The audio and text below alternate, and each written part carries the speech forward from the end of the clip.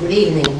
It is interesting that normally in any year, which is not a leap year, which is not a lunar year, Parshas Balak, as it does this year, falls before 3 weeks. So it's interesting. Parshas Balak always falls before the Zman Bein HaMitzorim begins. Why? One of the reasons is very basic, and it is that just like HaKadosh Baruch Hu changed the color of Bilam to a bracha, so too do we hope in Yitzhak Hashem that HaKadosh Baruch Hu will change from Yagom to Simcha. And therefore our situation will change in Yitzhak Hashem, and the 3 weeks of Tsar will change into 3 weeks of happiness. That you could say amen to, which is that's right. I once heard from Rav Mordechai Kamenetsky a beautiful machshava. It works this way.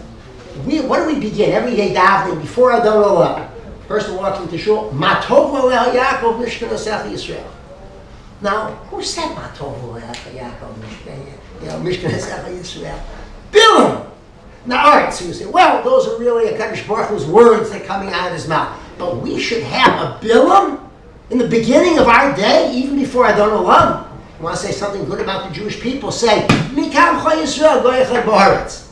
But Bilam in the middle, beginning of our day? What's the shot?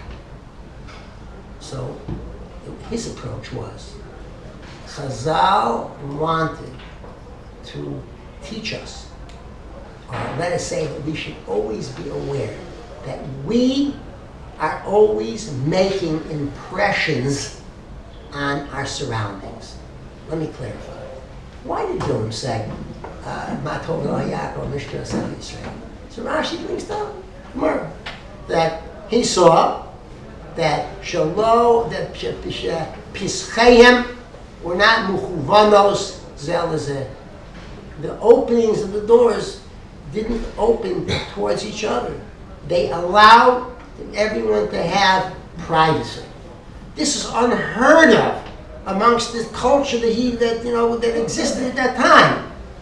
And therefore, maybe it's almost like it's unheard of in the culture that we have in our time. But the fact is this, that privacy, tznius.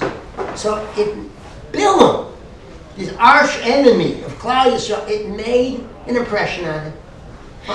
And when the Zman came for HaKadosh Baruch Hu to change the klala to a bracha, Matov Lo Yaakov Mishkan Osech Yisrael. Now, it's a reminder to us as we start out the day.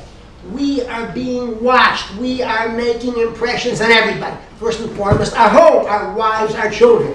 Then we go out of our home, our shchenim. And then we go to shul, the people we daven with. And then we go to the store and we're standing online and whatever we're doing and we're driving our cars, if that be that way. The point is, people are always looking at us. And it's always either going to be Kirsh Hashem or whatever, or somewhere in between two. But the Maisa is that we are once when I was involved in principally, I used to say to the people, how many of you are teachers?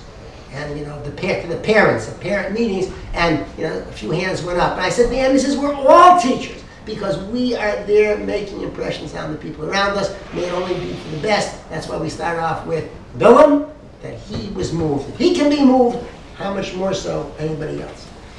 But I want to share with you an interesting machshava, new idea. The O of Yisrael, the Aptarov. So he said that every parsha has a part of Avos Yisrael. Every parsha. So somebody said, well, what do you wear? Balak. Balak is filled with sinas Yisrael. Time after time. He said, Bilam's going to curse Chas v'Shalom. So where's Avos Yisrael? So he said,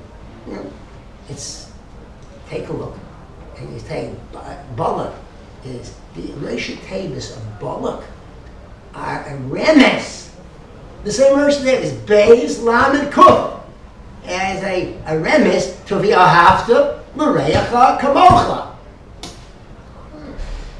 Beis Lamed Kuf is a remes to Vav Lamed Chof. So he says, Zainish Tzumedaktik. Don't be too fastidious. Don't be too exacting. That leads to obvious Yisrael. I think that sometimes in terms of our wives, if they're late, and we have to go somewhere. We have to go to the this or to that. And she may be late. So I say it sometimes, and don't be so neglected. Remember the first time that you waited under the chuppah, patiently, all happy and all that, Okay, so next time she's late, if it be for something, so Zayin is it. But all the things, with our chaprusas, whatever else we deal with, Zayin nish tzu medaktik. And it works. And it begins at home. That's the way it is. Tosfos and brachos are very interesting. Tosfos and brachos, and that is the daf zayin, the top of the daf. So Bilam knew the shazam of HaKadosh Baruch Hu, and at that moment he wanted to curse the Klal Yisrael. So Tosfos says, in a moment, what can he say? What could Bilam say? In a moment, in Rega Achas, to be able to. So there are two terms. One is he could have said, Kolem.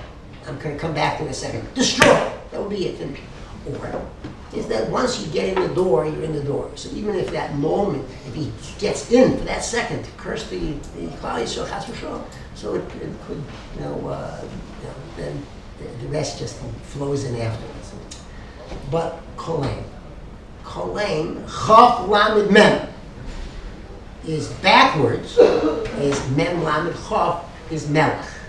So the pshat's like this. So Rav Zevin once typed up ideas like as follows. Chaf is, other than the plain Pasha pshat, Chaf is kovei, a person's liver, that part of the body where the juices run. That's the person's tivus. Leib, of course, is a person's emotions. Moach is the intellect. And so when the mem is that which reigns over the leib, the emotions, and the koved, the desires, then a person's a melech. If God forbid the other way works, that a person's emotions and a person's desires and his emotion run over his head, his intellect, oy vavai, that's koved. So a person has to be, keep things in perspective. Lastly, it's an interesting thing. There's a lot of this to the superficially.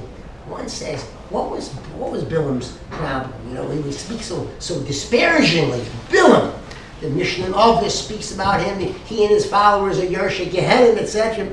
So Bilam seems to be superficially. He's pretty good, Yeah, im yiten li bolek, moled beso kesed b'zohar. Lo uchal, I can't go against the Kadosh Baruch Hu. I have to follow Kadosh Baruch Hu. Whatever Hashem tells me, it's the way it is. Even if He fills up a house full of gold and silver.